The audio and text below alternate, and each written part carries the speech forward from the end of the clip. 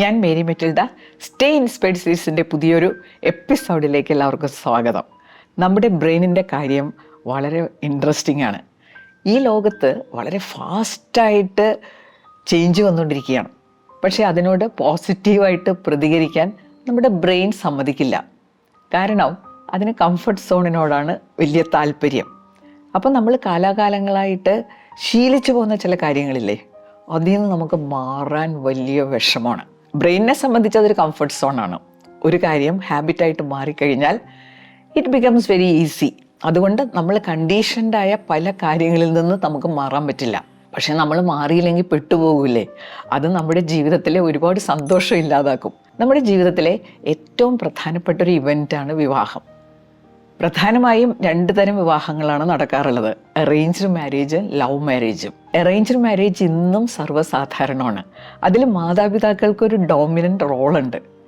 പലപ്പോഴും ഇതവർ ദുരുപയോഗപ്പെടുത്താറുമുണ്ട്. അറേഞ്ച്ഡ് മാരേജുമായിട്ട് ബന്ധപ്പെട്ട ചില കാര്യങ്ങളില്ലേ, അതിൽ മാറ്റം വരുത്തുക എന്നുള്ളത് വളരെ ആവശ്യമായിട്ടുള്ളൊരു കാര്യമാണ്. പക്ഷെ ചിലരുണ്ട്, അവർ പണ്ട് ശീലിച്ചു പോന്ന ആ ആചാരങ്ങളിൽ നിന്ന്, ശീലങ്ങളിൽ നിന്ന് മാറാൻ തയ്യാറാകാതെ അവർക്കും മറ്റുള്ളവർക്കും ഒരുപാട് ബുദ്ധിമുട്ടുണ്ടാക്കുക. അപ്പം അങ്ങനെ മാറ്റേണ്ട ചില കാര്യങ്ങളെക്കുറിച്ചാണ് ഇന്നത്തെ വീഡിയോ.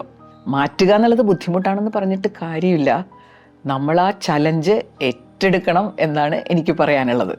മാറ്റുവിൻ ചട്ടങ്ങളെ സ്വയം, അല്ലെങ്കിൽ മാറ്റുമതുകൾ നിങ്ങളെത്താൻ. ഇപ്പോൾ അത് വളരെ വളരെ പ്രസക്തമാണ്. അങ്ങനെ മാറ്റേണ്ട കാര്യങ്ങൾ എന്തൊക്കെയാണ്, അതാണ് ഞാൻ ഈ വീഡിയോയിലൂടെ ഷെയർ ചെയ്യാൻ പോകുന്നത്.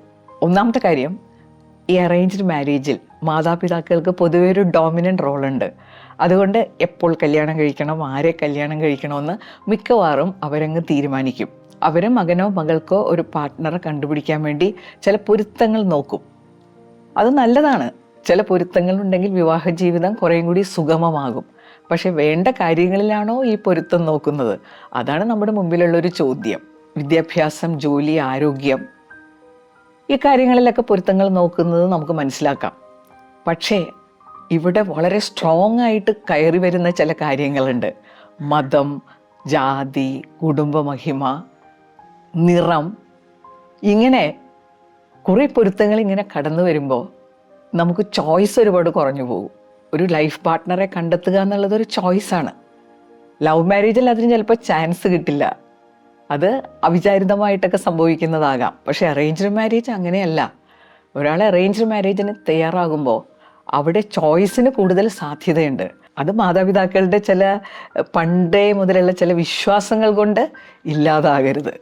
അവിടെ പ്രയോറിറ്റി കൊടുക്കേണ്ട കാര്യങ്ങൾക്ക് പ്രയോറിറ്റി കൊടുത്ത് നല്ലൊരു പാർട്ട്ണറെ തിരഞ്ഞെടുക്കാനുള്ള ഒരു സപ്പോർട്ട് അവർക്ക് കൊടുക്കുക. അവരിൽ അനാവശ്യമായിട്ട് സ്വാധീനം ചെലുത്തേണ്ട കാര്യമില്ല. ഇനി രണ്ടാമത്തെ കാര്യം, പലപ്പോഴും എന്ത് സംഭവിക്കുമെന്നോ, ഈ പെൺകുട്ടികൾക്ക് ഒരു ഷെയർ കൊടുക്കുമല്ലോ വീട്ടിൽ നിന്ന്, സ്വർണമായിട്ടും പണമായിട്ടൊക്കെ കൊടുക്കും. ഇത് ഭർത്താവിൻ്റെ വീട്ടുകാരുടെ പേരിൽ കൊടുക്കുന്നവർ ഇപ്പോഴും ഉണ്ട്. വിവാഹ ചെലവിനെന്നും പറഞ്ഞ് കൊടുക്കുന്ന പണം വരൻ്റെ വീട്ടുകാർ എടുക്കുന്ന ഒരു പതിവുണ്ട്. അതുമാത്രമല്ല, ഈ പെൺകുട്ടിക്ക് കൊടുക്കുന്ന സ്വർണ്ണമില്ലേ, ഭർത്താവിൻ്റെ വീട്ടിലുള്ള ആരുടെയെങ്കിലും പേരിലുള്ള ലോക്കറിൽ കൊണ്ടുവെക്കുക. ഇങ്ങനെ പലതും സംഭവിക്കാറുണ്ട്. പിന്നീട് ഏതെങ്കിലും ഒരു കാരണവശാൽ ഒരു ബ്രേക്കപ്പ് വേണ്ടി വന്നാലൊക്കെ ഇതൊക്കെ തിരിച്ചു കിട്ടാൻ പാടുപെടുന്നവരെ ഞാൻ കണ്ടിട്ടുണ്ട്. അപ്പം അതിൻ്റെ ആവശ്യമില്ലല്ലോ. വിവാഹം കഴിക്കുന്നവർ ആൺകുട്ടിയായാലും പെൺകുട്ടിയായാലും സാമ്പത്തികമായിട്ടുള്ളൊരു സ്വയം പര്യാപ്തത വളരെ ആവശ്യമാണ്. അങ്ങനെ സ്വയം പര്യാപ്തതയുള്ളവരുടെ പണം, സ്വർണം എവിടെ സൂക്ഷിക്കണം, ആരുടെ പേരിലായിരിക്കണം, അത് ബുദ്ധിപരമായിട്ട് തീരുമാനിക്കേണ്ട ഒന്നാണ്.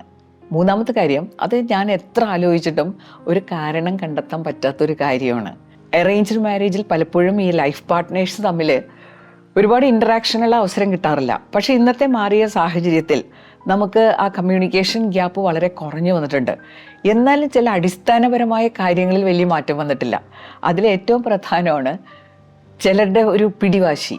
വിവാഹത്തിന് മുമ്പ് പെൺകുട്ടി ആൺകുട്ടിയുടെ വീട്ടിലേക്ക് വരേണ്ടതില്ല. ബാക്കി എല്ലാവരും അവിടെ പോയിട്ടുണ്ടാവും. ചെറുക്കൻ പെണ്ണിൻ്റെ വീട്ടിൽ വന്ന് കാണും, പെണ്ണിൻ്റെ വീട്ടിലെല്ലാവരും കൂടി പോയി ചെറുക്കൻ്റെ വീട്ടിൽ വെച്ച് വിവാഹം നിശ്ചയിച്ച് കാണും. പെൺകുട്ടിക്ക് മാത്രം അവിടെ പോകാൻ അവസരമില്ല. ഇതെവിടുത്തെ ന്യായമാണല്ലേ? ഇതിനെന്തെങ്കിലും ഒരു കാരണമുണ്ടോ? എനിക്കറിയില്ല. ഒന്നാമത്തെ ഒരു പെൺകുട്ടി വിവാഹം കഴിഞ്ഞ് ആദ്യമായിട്ട് വരുമ്പോൾ അവളുടെ ഒരു അങ്കലാപ്പിനെങ്കിലും ഒരു പരിധി വരെ പരിഹാരം ആവില്ലേ? അപ്പോൾ അവിടെയുള്ളൊരു ആറ്റിറ്റ്യൂഡ് എന്താ? ഞങ്ങൾ തീരുമാനിക്കുന്ന കാര്യം നീ ആക്സെപ്റ്റ് ചെയ്തോളണം, ഇത് നീ കണ്ട് തീരുമാനിക്കേണ്ടതല്ല എന്ന ആറ്റിറ്റ്യൂഡ് അത്ര ശരിയല്ലല്ലോ. നാലാമത്തെ കാര്യം, അത് വളരെ കൈപ്പേറിയൊരു കാര്യമാണ്. ഈ പെൺകുട്ടികൾ വളർന്നു വരുമ്പോൾ തന്നെ അവർക്ക് കൊടുക്കുന്നൊരു ഓറിയൻറ്റേഷൻ ഉണ്ടല്ലോ, നീ വേറൊരു വീട്ടിൽ പോയി ജീവിക്കേണ്ടവളാണ്. വിവാഹം കഴിക്കുന്നതിന് മുമ്പ് കൃത്യമായിട്ട് അവരെ ബോധവൽക്കരിക്കും, ഇനി ഭർത്താവിൻ്റെ വീടാണ് നിൻ്റെ വീട്, അവിടെ എന്തെങ്കിലും പ്രശ്നങ്ങളൊക്കെ ഉണ്ടെങ്കിൽ കുറേ പുറത്ത് സഹിച്ചൊക്കെ കഴിഞ്ഞോളണം. കുറേ നാളുകൾക്ക് മുമ്പ് ഒരു പെൺകുട്ടി എന്നോട് വിളിച്ചിട്ട് പറഞ്ഞു, ഭർത്താവിൻ്റെ വീട്ടിൽ വലിയ പ്രശ്നമാണ്, ഭർത്താവ് അടിക്കാറുണ്ട്, അപ്പോൾ കയ്യിൽ പാടുകളുണ്ട്, ശരീരത്തിൽ പാടുകളുണ്ട്. ആരുടെയോ അടുത്തൊരു കൗൺസിലിങ്ങിന് പോയി.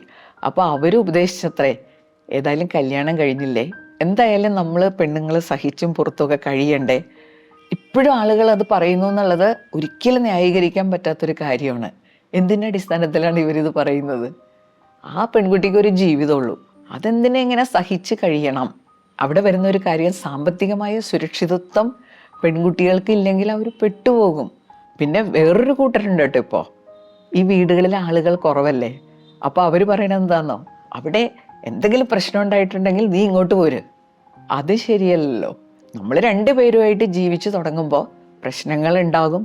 ആ പ്രശ്നങ്ങൾ ഏത് തരത്തിലാണ് കൈകാര്യം ചെയ്യേണ്ടത്, എവിടം വരെ നമ്മൾ അത് അഡ്ജസ്റ്റ് ചെയ്യാം, അത് കൈകാര്യം ചെയ്യാനുള്ളൊരു സ്കിൽസ്, കോൺഫിഡൻസ്, ഇതെല്ലാം പെൺകുട്ടികൾക്ക് ഉണ്ടാക്കി കൊടുക്കുകയല്ലേ വേണ്ടത്. ഇത് പെൺകുട്ടികൾക്ക് ഉണ്ടാക്കി കൊടുത്തു കഴിഞ്ഞാൽ ഇങ്ങനെയുള്ള പെൺകുട്ടികളോട് പരസ്പര ബഹുമാനത്തിൽ പെരുമാറാൻ മറ്റുള്ളവർ നിർബന്ധിതരാകും. എല്ലാ കേസും അങ്ങനെ ആകണമെന്നില്ല, എന്നാലും വലിയൊരു പരിധിവരെ ഇത് നമ്മളെ സഹായിക്കും. ചില പെൺകുട്ടികൾ പറയാറുണ്ട്, എനിക്ക് എൻ്റെ സ്വന്തം വീട്ടിൽ പോകാൻ അനുവാദമില്ല. അപ്പോൾ ഞാൻ പറയാറുണ്ട്, എന്തിനാണ് അനുവാദം? നമ്മുടെ കമ്മ്യൂണിക്കേഷൻ സ്റ്റൈലൊന്ന് മാറ്റിയാൽ പോരെ. ഞാൻ എൻ്റെ വീട് വരെ ഒന്ന് പോവാണ്, 4 ദിവസം കഴിഞ്ഞ് തിരിച്ചു വരും. അങ്ങനെ കോൺഫിഡൻ്റ് ആയിട്ട് സ്ട്രോങ് ആയിട്ട് പറഞ്ഞാൽ അതിനെ എതിർക്കാനുള്ള സാധ്യത വളരെ കുറവാണ്. പലപ്പോഴും പെൺകുട്ടികൾ ആ രീതിയിൽ കമ്മ്യൂണിക്കേറ്റ് ചെയ്യാറില്ല എന്നുള്ളതാണ് സത്യം. അതിൻ്റെ കാരണം എന്താ? ചെറുപ്പത്തിലെ തുടങ്ങി അവരെ ഇങ്ങനെ കണ്ടീഷൻ ചെയ്തു വെച്ചാൽ അവർക്ക് പലപ്പോഴും വേണ്ട രീതിയിൽ പ്രതികരിക്കാൻ പറ്റിയെന്ന് വരില്ല. ഒരു ട്രെയിനിങ് കൊടുക്കാൻ മാതാപിതാക്കൾക്ക് തയ്യാറാവണം.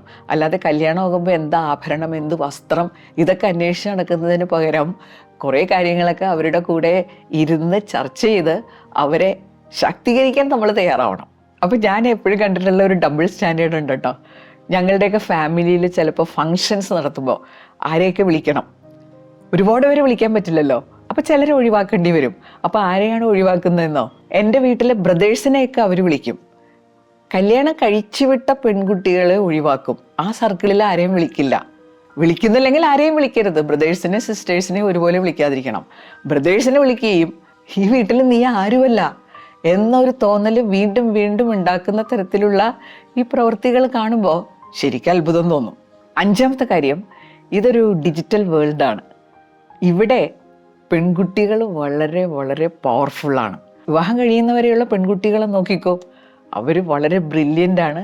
അവർ എത്തിപ്പെടാത്ത മേഖലകളില്ല. പലപ്പോഴും അവർക്ക് പ്രശ്നങ്ങൾ വരുന്നത് വിവാഹത്തിന് ശേഷമാണ്. ചിലർ പറയാറുണ്ട്, ഞങ്ങളെ വരൻ്റെ വീട്ടുകാർ പറ്റിച്ചു. പറ്റിക്കപ്പെടാൻ നിന്നു കൊടുക്കരുത്. നമ്മളൊരു ജോലിക്ക് പോവുകയാണെങ്കിൽ തന്നെ നമ്മുടെ സർട്ടിഫിക്കറ്റുകളൊക്കെ അവർ പരിശോധിക്കും. എത്ര ലെവലിലുള്ള ഇൻ്റർവ്യൂ കഴിഞ്ഞിട്ടാണ് നമ്മളെ ആ ജോലിക്ക് സെലക്ട് ചെയ്യുന്നത്. പക്ഷേ വിവാഹത്തിന് ഒരു വെരിഫിക്കേഷനും ഇല്ല. മറ്റേ പാർട്ടിക്കാർ പറയുന്നത് കണ്ണടച്ച് വിശ്വസിക്കുക. അതിനൊരു വെരിഫിക്കേഷനും ഇല്ല, തെളിവും ഇല്ല. 2 കൂട്ടരും പറ്റിക്കപ്പെടാറുണ്ടെങ്കിലും പെൺകുട്ടികളുടെ എണ്ണം ഇക്കാര്യത്തിൽ കൂടുതലാണ്.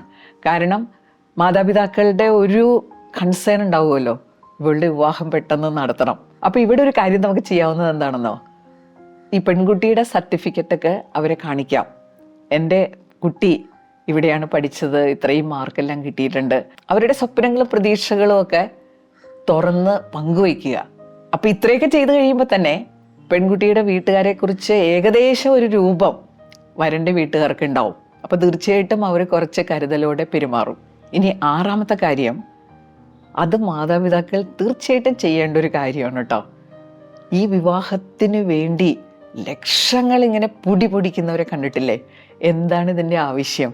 അനാവശ്യമായിട്ട് ചെലവഴിക്കുന്ന പണം ഈ കുട്ടികളുടെ പേരിൽ ഒരു ഡെപ്പോസിറ്റ് ഇട്ട് കൊടുത്താൽ അതല്ലേ ബുദ്ധി? തീർച്ചയായിട്ടും വിവാഹം ആഘോഷിക്കപ്പെടേണ്ട ഒരു സന്ദർഭം തന്നെയാണ്.